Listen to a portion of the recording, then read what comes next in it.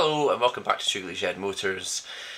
I'm going to make a start today on something I've been putting off for a few months, been distracted by other things, and also frankly just been a little bit nervous about getting started, and that is TIG welding.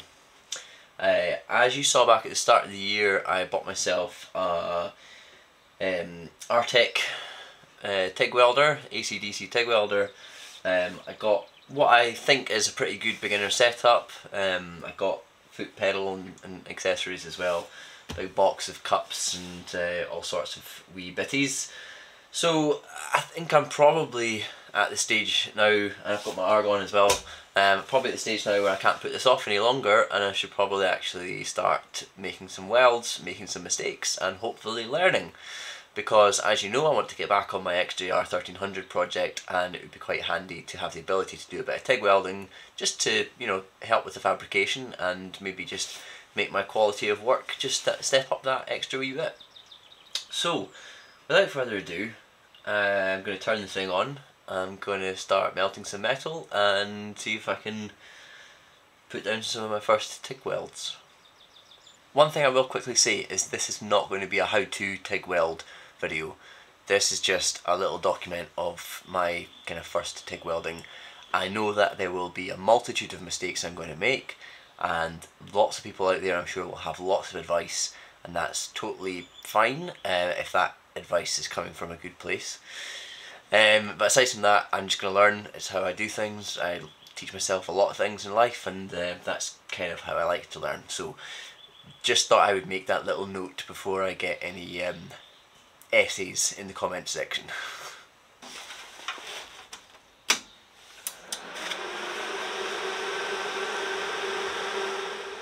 Right, so I've got a few different bits of scrap metal. I also have my flapper disc on the angle grinder, because I'm led to believe with TIG welding, the cleaner the metal is, the better your weld's going to be. It matters a lot more than when you're MIG welding. You can get away with a little bit more contamination. You can't really do that with TIG. Anyway, that's my impression. So gonna clean the bits off and then just start putting lots of electricity through it, see if they stick together. I'm going to start off without any filler rods or anything like that, just striking an arc and seeing what happens. I got my foot pedal set up because I decided to run a marathon before I've learnt to walk. If I just learn with the foot pedal straight off the bat, hopefully that means that I won't have any like issue trying to transfer to a foot pedal if I just jump straight in. If you don't know what the foot pedal does, basically when you set your base amperage, that's kind of like the maximum that your weld amperage is going to be, the foot pedal on full push down is that maximum, your base amperage. But if you roll off it, you can control a little bit more, like lower amperage. So for instance, if the weld pool feels like it's getting a bit hot, you can roll off the amps a little bit, and you know, vice versa, roll back on the amps, etc, etc. So I'm going to try it with that. Yeah, let's try it.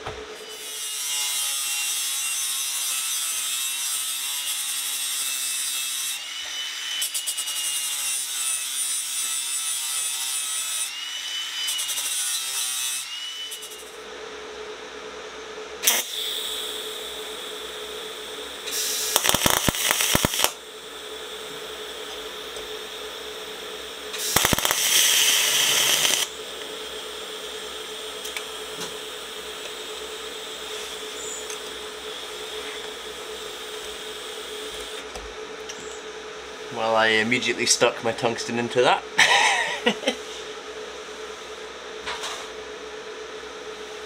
I believe I have to go and clean that now.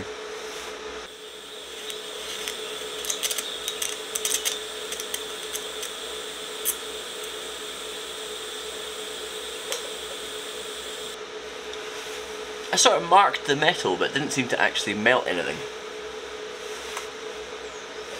Let's try again.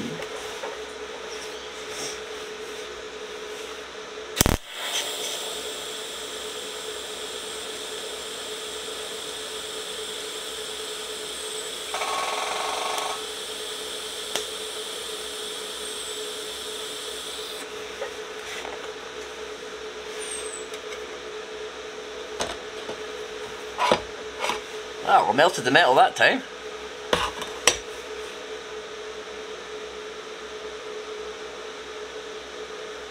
Wow.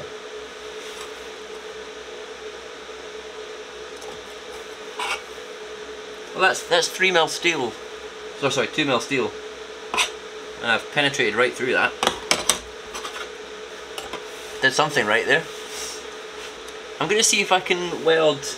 There's a little score from an angle grinder up here. I'm going to see if I can just sort of melt it together.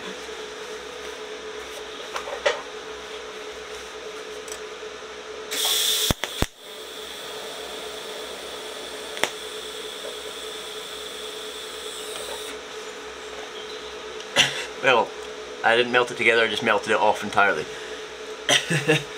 I'm going to judge that that's too hot. Oops. I lost these cameras.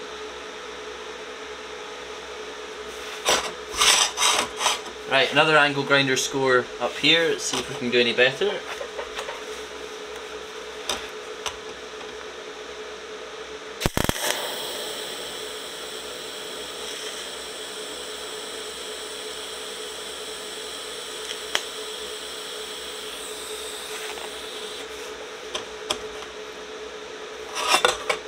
A bit better. I did start to join it together. Again, the weld pool appears really hot and it's just sort of melting the metal all the way through without much control. Okay, why don't I clean up another bit of metal and see what it's like trying to join to.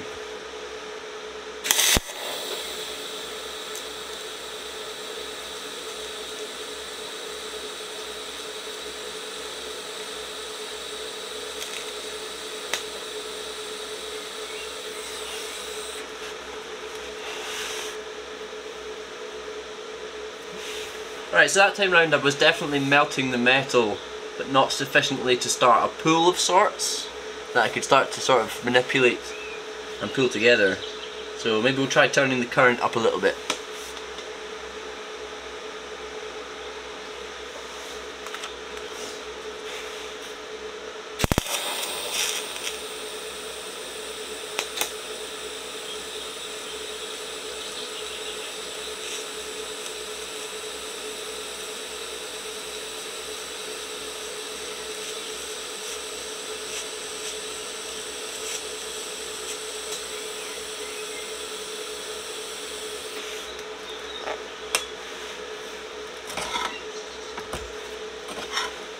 Right, well that time round I've joined two bits of metal for the first time with a TIG welder. Woo! Fireworks!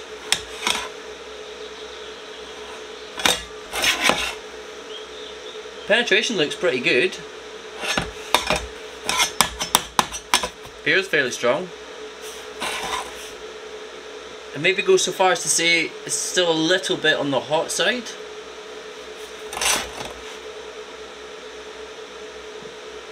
But that, I mean, it's entirely different from MIG welding, so it's going to be something to get used to.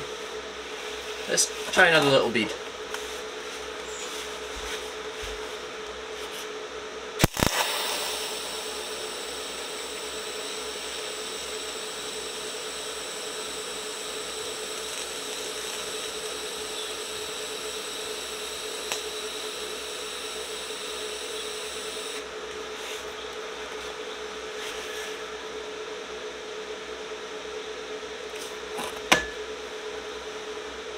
Yeah, penetration's good, like it's all the way through.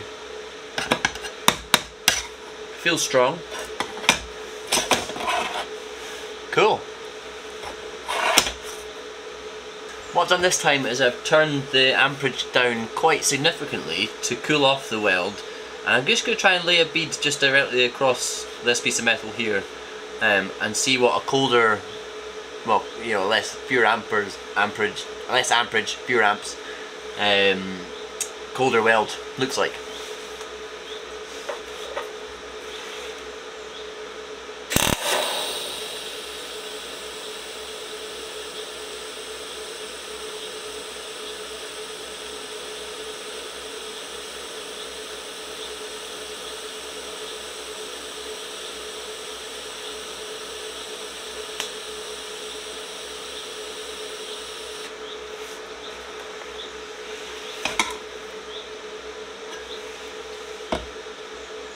it does penetrate. You can just see that it's penetrated the 2mm steel. And you do have a fairly obvious bead. It's got no height to it because you're not adding any filler. But I can see this being exceptionally useful. Right, next thing I'm going to do is try and just weld this little bit of plate. I think it's like 1mm. Just straight onto this and see what kind of bead I can build up along here.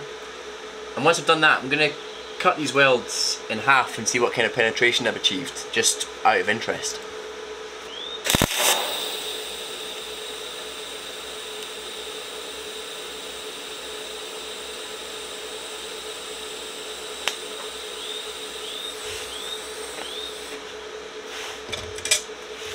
Okay, that was too cold.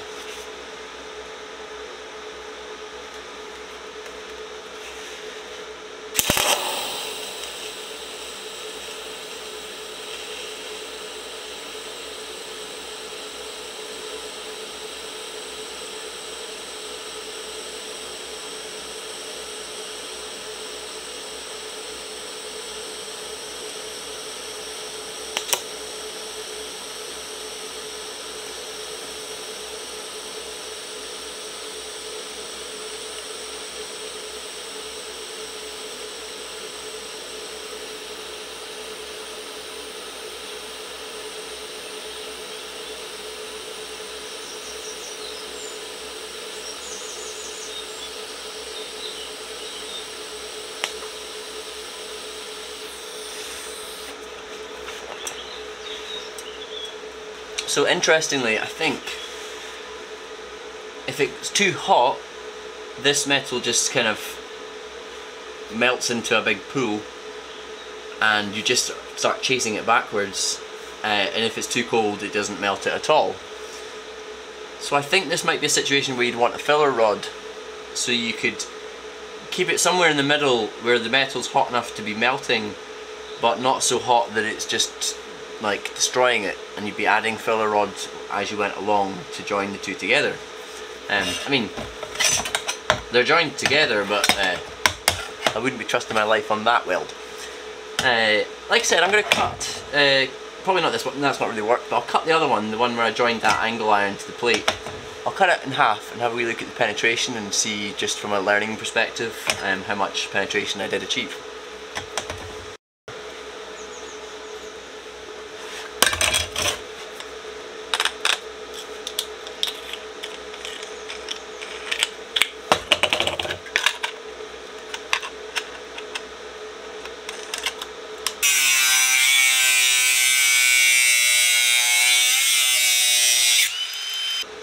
I don't know if you can see that, but that's pretty much penetrated, I'd say 95% of the 2mm steel, maybe 75% of the 3mm steel. That's pretty good, and that's a bead with no filler rod or anything. That's just basically melting the thicker substrate into the thinner one. Cool. I'd quite like to get some filler rod out and see how that plays a part in all this. Right, this is 1.6mm mild steel TIG filler rod. I've never used it before. I'm assuming I hold it in this hand, and as I do the welding with this hand, feed it into the pool as and when it's needed. I've watched some videos, but that's pretty much all I deduced. Let's have a go.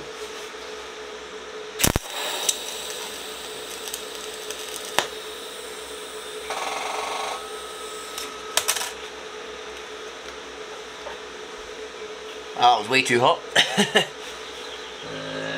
Base current here.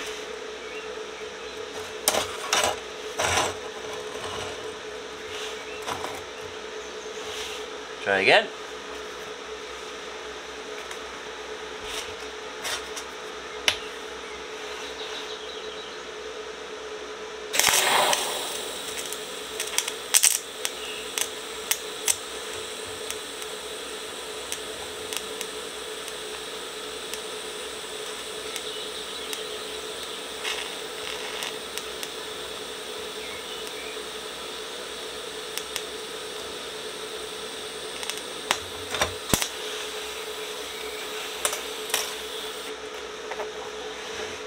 Okay. Starting to get the idea. I've obviously got full penetration there. In some cases, maximum penetration all the way through. But there was occasions there where it was starting to go through and I added a wee bit of rod and that seemed to make a difference. So yeah, let's see if we can continue that bead a little bit. Let's see if I can improve on that.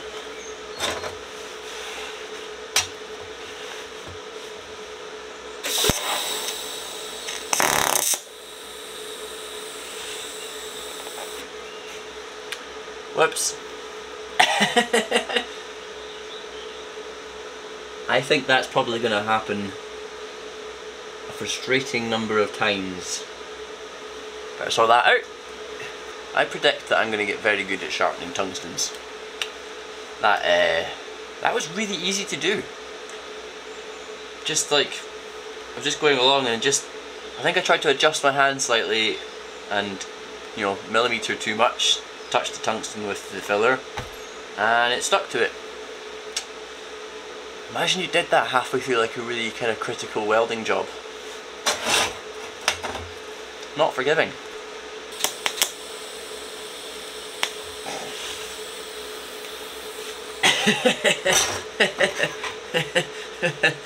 Yes, that is suboptimal.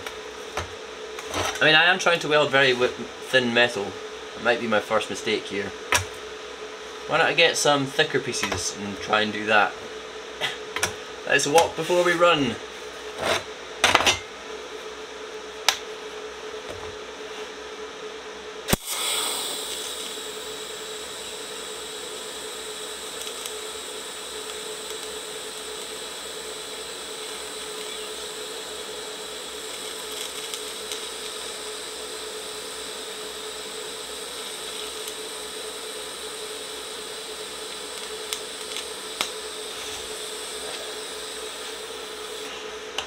Right, so that was too cold, I think. Too cold, so the filler rod's just blobbing up. Let's turn the base amps up. Try again.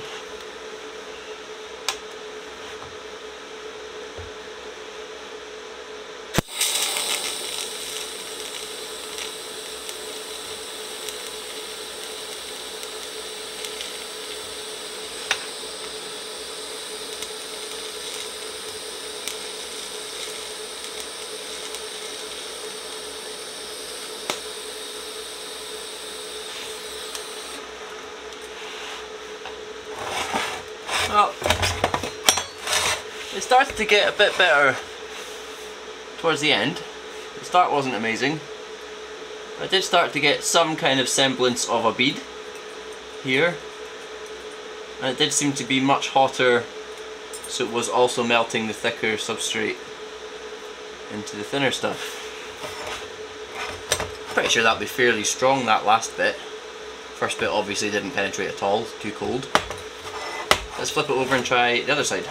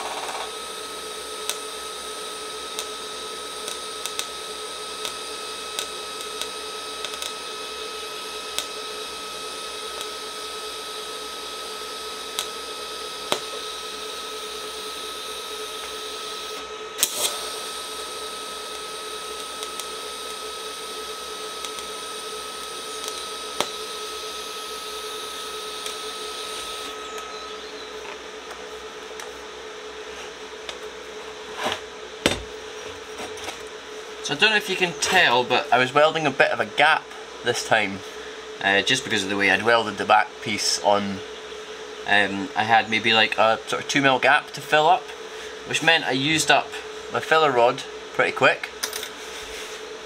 But what it did mean was that I got a chance to really see what filler rod does, you know, and it does exactly that. It fills in the hole or the gap that you're creating with the weld pool.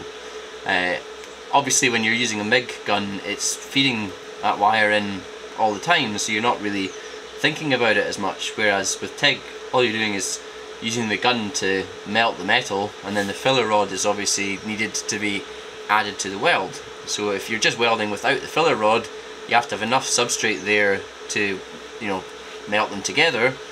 But if there's a gap, that's obviously not going to happen, and that's when the filler rod comes into play. So, I'm not going to win any awards, and I won't be submitting it to any Instagram pages anytime soon.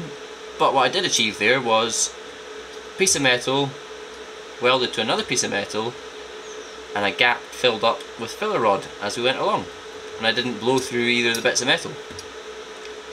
That's quite an achievement, I think.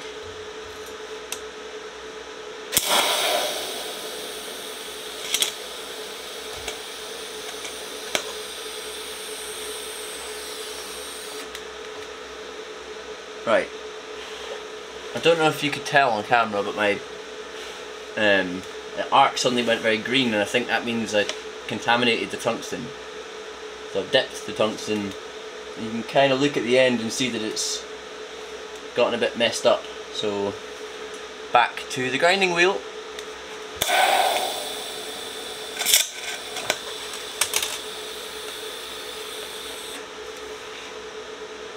Just did it again.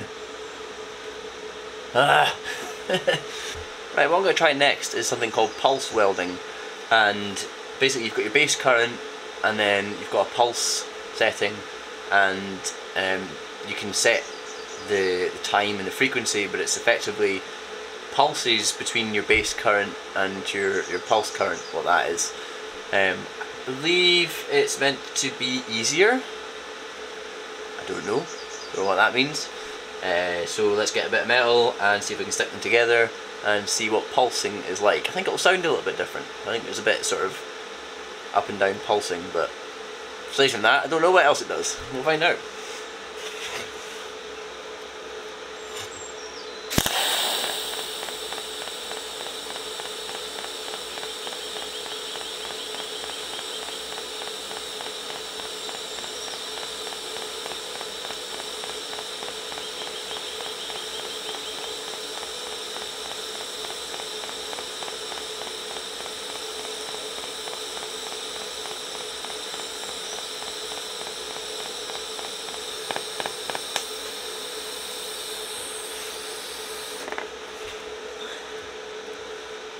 It's way more accurate because the weld pool doesn't run away from you.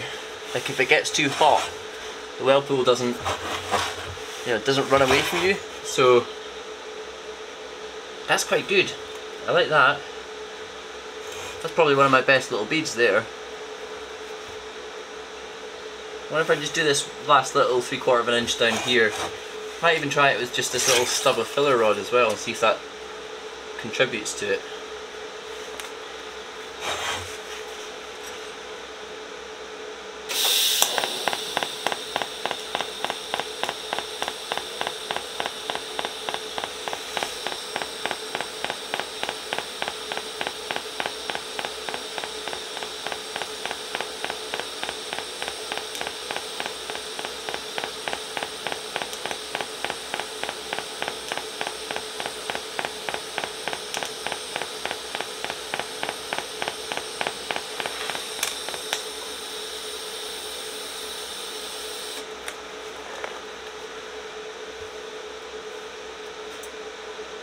I think I'm probably better without the filler rod just now, just because I'm trying to concentrate on too much at once. With the pulsing, I like the pulsing.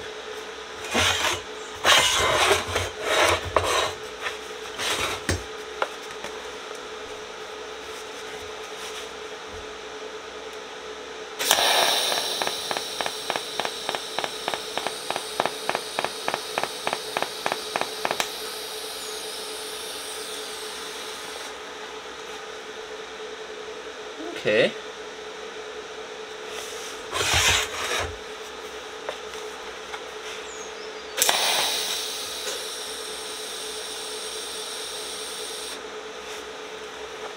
and tungsten straight into the weld pool.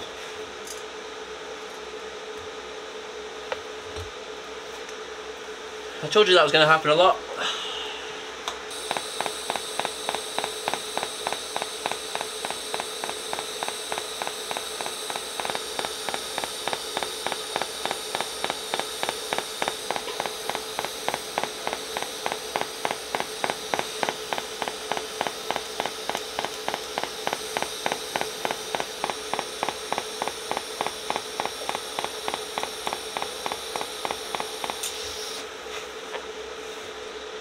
Contaminated my tungsten again. I think so far I'm quite liking the pulse welding. Just feels a little bit sort of slower and more controlled, and I'm getting a bit of forgiveness, like a bit of a chance to like adjust as it pulses. Maybe like speed up the pulsing slightly, but maybe like we speed up the pulsing as I get faster or better. But yeah, I might just keep it slow and steady just to begin with and see how we get on with that. Last wee thing I'm going to do is just try and do another weld onto here and see if I can get some kind of consistency, just for fun. Like, you know, I'm not making anything here, I'm just welding bits of metal together for fun and getting a feel for the welder and the different things it can do. I've not even scratched the surface yet. Obviously this is all DC welding. This is an AC/DC machine, so I can weld aluminium as well and stainless steel, all these things, which is in the future, but I'm not going to start tackling that just yet. It's quite literally my first day ever doing any TIG welding, so there's plenty practice to be done before we start touching that. But yeah, I mean, I don't want to come across like a complete idiot and like I'm just, you know, gonna go over a lot of mistakes before I actually get anywhere with this. I do kind of understand the principles and things, and like I've said in the past, I like teaching myself things. So hopefully you'll forgive me for that, and if there's any like really useful advice that you have for me, I would appreciate that. Don't just tell me I'm an idiot and I'm doing it badly, because that's not helpful at all. Yeah, let's see if we can stick a weld on this and then maybe call it a day, and hopefully with my newfound TIG welding abilities I'll be able to start fabricating some cool things on the XJR build, and yeah, maybe just make a couple of wee fabrication projects along the way as well that aren't for the bike, that just give me different, you know, ways to practice the different techniques that this welder can do. Anyway, let's stick these together.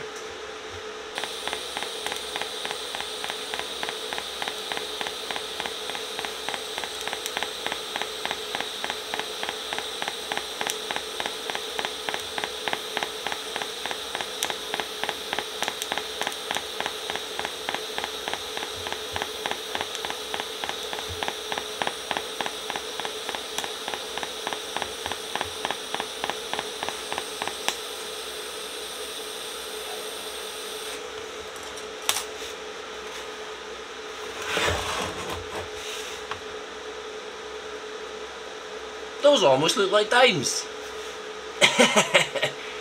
he says optimistically. Alright. Well, that was really fun, and annoyed at myself that I've left it so long to actually do that. I think with things like this, it's when you don't really know much and you haven't got someone with you to kind of show you the ropes, it can be quite a daunting task. Even just setting something like a TIG welder up. I'm starting to get a feel for its capabilities and the advantages and possible disadvantages of a TIG welder, but I can definitely see a use 100% for this. I can also see a use for my MIG welder, but TIG is definitely going to come into its own, especially with sort of intricate fabrication work on the motorbikes. So I'm really excited to try and utilise that, especially when I'm getting back onto the XJR 1300 build now. So as you saw in the last episode, just poking over my shoulder there, Mrs. Shoogly's phaser is done. It's going to get MOT'd this week, I think. Then that is away. The XJR is going up on the stand. Currently it hasn't got any handlebars because I stole them for the XS250 when I rebuilt that. So I've got a replacement set of handlebars on the way. Once I get the handlebars on it, it'll be easier to get it back up on the stand because it's quite hard to control a big heavy bike without any handlebars. So I will do that, and I promise in the next episode the XJR 1300 will be on the stand and we will start looking at the jobs we have left to do on it, well, of which there are quite a lot.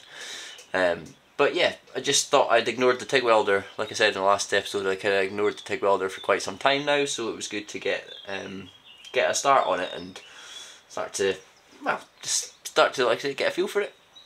And I like it. I like it a lot. Yeah, super excited to see what I can do with this. Anyway, as usual, please do give me a like, leave me a comment, and make sure you subscribe to the Shoogly Shed channel.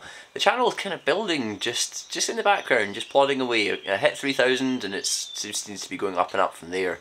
And I say this every few episodes, but it's just amazing. It's amazing that people are interested in what I'm doing, so thank you for all the support. And like I said earlier, some good comments or some advice would be quite helpful for TIG welding, but please be kind.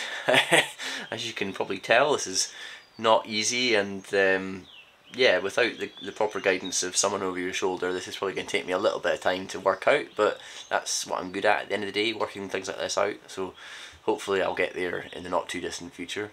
Anyway, thank you, take care, goodbye. Wonder what I could use this for. Paperweight comes to mind. Doesn't even do paperweight very well.